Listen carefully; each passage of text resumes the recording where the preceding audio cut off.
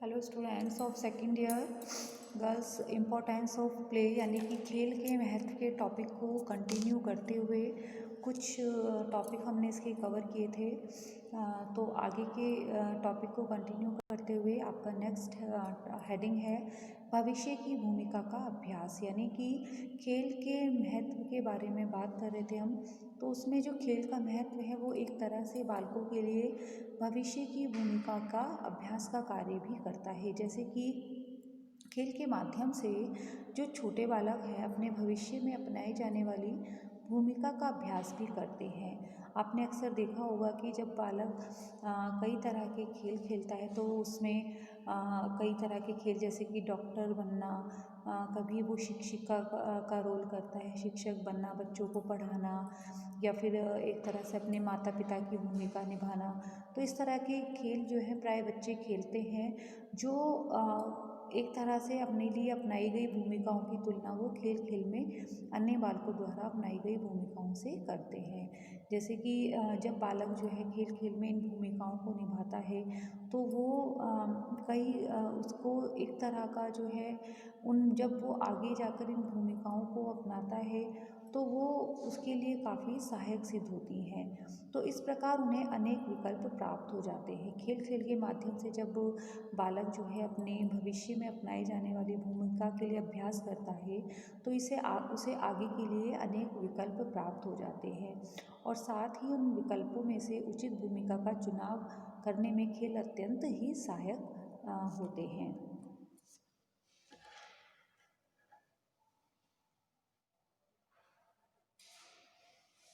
Next है संवेगों का रेचन।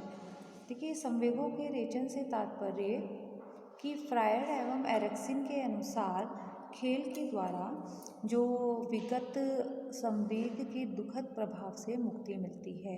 एक तरह से कहा जाए तो खेल जो है मानव के जीवन में उसके तनाव को दूर करते हैं, संवेगात्मक तनाव को दूर करते हैं काफ़ी हद तक। जो जैसे कि देखा गया है कि अगर पढ़ाई से बोरियत हो गई है या कोई भी काम करते करते बोरियत हो गई है तो थोड़ा सा अगर अपने मनपसंद खेल अगर व्यक्ति खेल लेता है तो उसको जो है एक तरह का नया जो है सुखद अनुभव प्राप्त होता है, और जो वो तनाव में था वो उसका दूर होता है।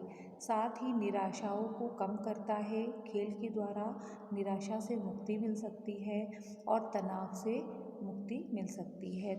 यह वर्तमान जीवन की समस्याओं से अधिक क्षमतापूर्वक मुकाबला करने योग्य बनाता है। इसी आधार पर अनेक मनोवैज्ञानिकों तथा मनोचिकित्सकों ने बालकों की गंभीर समस्याओं के निराकरण के लिए खेल चिकित्सा का सुझाव दिया। यानी कि जो साइकोलॉजिस्ट होते हैं उन्होंने भी कई तरह की बालकों की जो गंभीर समस्याएं अक्सर देखी जाती हैं कि आपने अक्सर आजकल सुना होगा एक वर्ड डिप्रेशन में आना, कि एक तनाव में आना, डिप्रेशन में आना, बहुत सी समस्याओं को लेकर बालक भी आजकल डिप्रेशन में हैं। और व्यक्ति अगर व्यस्क अवस्था में बात करें तो व्यस्क अवस्था में भी बहुत सी समस्याएं होती हैं समायोजन से संबंधित या अपने पारिवारिक जीवन से संबंधित। तो उनमें भी जो मनोचिकित्सकों ने बताया है कि खेल एक ऐसी चिकित्सा है, खेल चिकित्सा के द्वारा गंभीर समस्याओं का निराकरण किया जा सकता है। ये एक तरह से सुखद अनुभूति देता है और तनाव को दूर करता है, निराशा को दूर करता है, और एक जो है व्यक्ति को या कहो बालक को एक ऊर्जा प्रदान करता है, एक रिफ्रेशमेंट देता है, कि एक ऊर्जावान बनाता है कि वो अपने सभी तनावों से, चिंताओं से मुक्त हो सके। द नेक्स्ट है खेलों का शैक्षिक महत्व। देखिए, खेलों के माध्यम से शिक्षा का महत्व अनेकों शिक्षाविदों ने भी स्वीकारा है। उनमें फ्रॉबेल थे, मैडम मॉन्टेसरी के नाम जाने जाते हैं। वस्तुतः खेल शिक्षा को सरस, रुचिकर एवं आसान बनाते हैं। देखिए बच्चों, कि खेलों का शैक्षिक महत्व, कि जब हम आगे बात करेंगे नर्सरी स्कूल शिक्षा के बारे में तो फ्रॉबेल और मरिया मॉन्टेसरी ने भी बालकों की शिक्षा के लिए खेलों को महत्वपूर्ण स्थान दिया है। उनकी जो शिक्षा पद्धति थी वो इसी पर आधारित थी कि खेल के द्वारा बालकों को पढ़ाया जाए, शिक्षा प्रदान की जाए। उन्होंने महत्व अपनी शिक्षा पद्धति में इसी बात पर बल दिया था कि खेल के द्वारा बालक अपने वातावरण की वस्तुओं की स्थितियाँ एवं सूचनाओं को आसानी से समझ एवं ग्रहण कर लेता है। यानी कि उनका कहना था कि जब बच्चों को खेल खेल के माध्यम से सभी विषयों का ज्ञान दिया जाएगा, तो ऐसे में बच्चा जो है उसको काफ़ी जल्दी ग्रहण करता है। कुछ तथ्य उनकी जो अधिगम क्षमता होती है, उनकी जो एक तरह से अधिगम क्षमता यानी कि ज्ञान को ग्रहण करने की, अर्जित करने की क्षमता वो लिखने और रटने के बजाय खेल के द्वारा वो ज़्यादा कॉन्सेप्ट को क्लियर हो पाते हैं उनको, और वो ज़्यादा से ज़्यादा उनको ग्रहण करते हैं। तो खेलों का महत्व जो है वो शिक्षा के लिए भी है कि शिक्षा को प्रदान करने के लिए खेलों का महत्व मरिया मोंटेसरी और फ्रोबेल ने भी बताया था। द नेक्स्ट है गर्ल्स, खेल अनुभव प्रदान करते हैं। खेल के द्वारा बालक अनेक ऐसे अनुभव प्राप्त करता है जो उसे घर, स्कूल, किताब कभी नहीं दे सकते। वह अपना वातावरण स्वयं अन्वेषित करता है और साथियों, अभिभावकों तथा अन्य परिचितों के बारे में एक धारणा स्थापित करता है। पशु पक्षियों, जानवरों के जीवन के बारे में जानकारी करता है। देखिए, खेल के द्वारा बालक जो है वो अपने आसपास के वातावरण के बारे में बहुत से ज्ञान प्राप्त करता है। साथ ही ऐसा ज्ञान जो उसे किताबी ज्ञान नहीं दे सकता, किताब पढ़ने से नहीं हो सकता। यानी कि जब बालक खेल खेल के माध्यम में सीखता है तो उसे प्रैक्टिकली नॉलेज भी बढ़ती है उसकी। साथ ही जो वो अपने अभिभावकों और अन्य परिचितों के बारे में एक धारणा स्थापित करता है। यानी कि अभी जैसे हमने बात की कि खेल के माध्यम से अपनी भूमिकाओं को वो अपने जीवन में लाता है। तो जब खेल के माध्यम से बालक जो है कुछ ऐसी भूमिकाएं निभाता है, तो उससे वो एक अपने परिचितों और अपने अभिभावकों के बारे में भी एक धारणा स्थापित करता है, और साथ ही वातावरण के बारे में, वातावरण में जो नेचुरल फैक्ट्स हैं उनके बारे में भी ज्ञान अर्जित करता है। साथ ही उसे यह पता चलता है कि हमारे आसपास का वातावरण क्या है, नेचुरल जो चीज़ हैं वो क्या हैं। तो इन सब चीज़ों के बारे में भी वो जानकारी प्राप्त करता है। देन नेक्स्ट है कि खेल के माध्यम से बालक प्रकृति को करीब से देखकर उसके बारे में ज्ञान बनाता है। क्योंकि देखिए, जब बालकों को नर्सरी स्कूल शिक्षा में भी जो है जब खेल खेल के माध्यम से पढ़ाया जाता है तो उसे एक ऐसा वातावरण प्रदान किया जाता है जो उसके लिए एक तरह से उसको जो भौतिक वातावरण उसके लिए तैयार किया जाता है कि जहाँ चारों ओर का वातावरण खुला हो, पेड़ पौधे हों, पशु पक्षी हों। तो ऐसे में जो बालक है वो प्रकृति को करीब से देखता है। साथ ही उन पर बड़ों द्वारा प्रत्यारोपित नहीं होते। यानी कि जैसे कि खेल के अनुभव उसके मौलिक अनुभव होते हैं।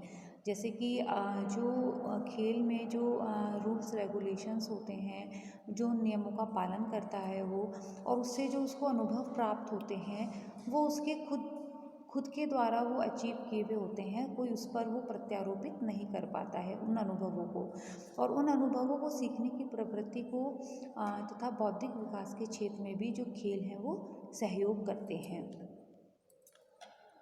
साथ ही खेल के द्वारा बालकों का स्वयं का विकास भी होता है। खेल के मैदान में बालकों को उसका व्यक्तिगत मान्यता प्रदान करता है। वो अपने को, अपनी क्षमताओं को खुलकर वो प्रकट करता है, और साथ ही जो दूसरों से तुलना करके उसको सुधारने का प्रयत्न भी करता है। जब खेल में कंपटीशन होगा तो उसे अपनी कमियों का पता चलेगा और फिर वो उन कमियों को सुधारने का प्रयास भी करता है। साथ ही स्वयं के बारे में उसकी अपनी धारणा भी खेलों के माध्यम से ही स्पष्ट होती है। उसे पता चल जाता है कि वो कितना उस कैपेबल है, कितनी उसके अंदर क्षमता है, कितना उसके अंदर प्रतियोगिता में भाग लेने की क्षमता है। तो ऐसे में बालक को स्वयं का विकास भी खेलों के माध्यम से संभव होता है। रचनात्मक प्रवृत्तियों का विकास। देखिए, खेल के माध्यम से बालकों में रचनात्मक प्रवृत्ति भी उत्पन्न होती है। जैसे कि अगर हम देखें तो खेल खेल के माध्यम से बच्चा जो है वो कई तरह के रचनात्मक कार्य भी करता है। आपने अक्सर देखा होगा कि कोई बच्चे को कुछ सामान इकट्ठा करने की ये जो होती है रुचि होती है। जैसे कि कोई जो है बहुत सारे एक्टर एक्ट्रेस की फ़ोटोज़ इकट्ठी करता है, उसकी एक एल्बम बनाता है। कोई अलग अलग तरह के स्टोन हैं, सीप हैं या बहुत सारे पुराने सामान हैं, उनको इकट्ठा करता है। कोई विजिटिंग कार्ड्स हैं, डाक टिकट है, किसी को उसका कलेक्शन करते हैं। तो ये एक तरह की रचनात्मक प्रवृत्ति होती है कि बालकों को एक संग्रह करना, उसकी एक album banana, drawing and paintings की कई तरह की चित्रकारी करके उनकी एक एल्बम बनाना। तो खेल के माध्यम से बालकों की रचनात्मक प्रवृत्ति का भी विकास होता है। साथ ही प्रयोगात्मक अनुभव बालक को सदैव अधिक संतुष्टि ही प्रदान करते हैं और वहीं प्रयोगात्मक अनुभव बालक को रचनात्मक प्रवृत्ति की ओर भी प्रेरित करते हैं, जिससे बच्चों में सृजनात्मकता का विकास भी होता है। तो गर्ल्स, आज हमने बात की रचनात्मक प्रवृत्ति के विकास के बारे में। देन नेक्स्ट है भाषा का विकास, कि खेल के माध्यम से बालकों में भाषा का विकास भी अच्छे से होता है। देखिए, भाषा विकास की अगर बात करें तो बालक के जो शब्दकोश में नित्य नए शब्द अपने समूह साथी के साथ उनके जुड़ते हैं, जो अपने शब्दों का प्रयोग भी बालक मित्र समूह में ही आजमाता है। जैसे कि जो उनका शब्दकोश है वो अपने घर में सदस्यों के साथ की अपेक्षा अपने जो उसके संग समूह होता है, साथी होते हैं, उनके साथ वो ज़्यादा बोलने की कोशिश करता है। चाहे वो लैंग्वेज इंग्लिश हो या हिंदी हो, तो ऐसे में बच्चे का जो लैंग्वेज का डेवलपमेंट है, भाषा विकास है, चाहे वो इंग्लिश लैंग्वेज हो या हिंदी लैंग्वेज हो, तो वो भी उसकी इम्प्रूव होती है। क्योंकि देखिए, एक बात और है कि परिवार में या बड़ों के साथ अगर वो भाषा का जो शब्दों का यूज़ करता है, प्रयोग करता है, उसमें उसको टोका भी जाता है। लेकिन अगर वो अपने संगी साथियों के साथ भाषा का विकास होता है, शब्दों का प्रयोग करता है, तो वहाँ उसको टोकने वाला कोई नहीं होता है। ऐसे में उसका जो है भाषा का विकास और ज़्यादा तेज़ी से होता है। और विभिन्न समायोजनों में सहायता।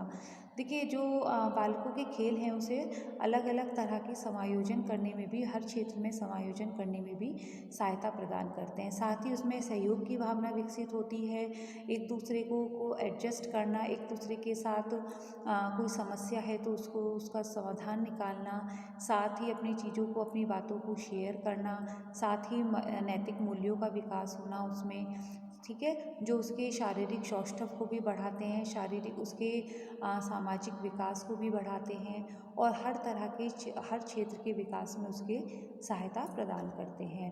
तो गर्ल्स, आज हमने बात की खेलों के महत्व के बारे में, कि खेलों का महत्व किन किन क्षेत्रों में बालकों को जो है सहायता प्रदान करता है, उसके विकास में, उसके सर्वांगीण विकास में सहायता प्रदान करता है। ओके गर्ल्स, मिलती हूँ नेक्स्ट टॉपिक के साथ। Thank you.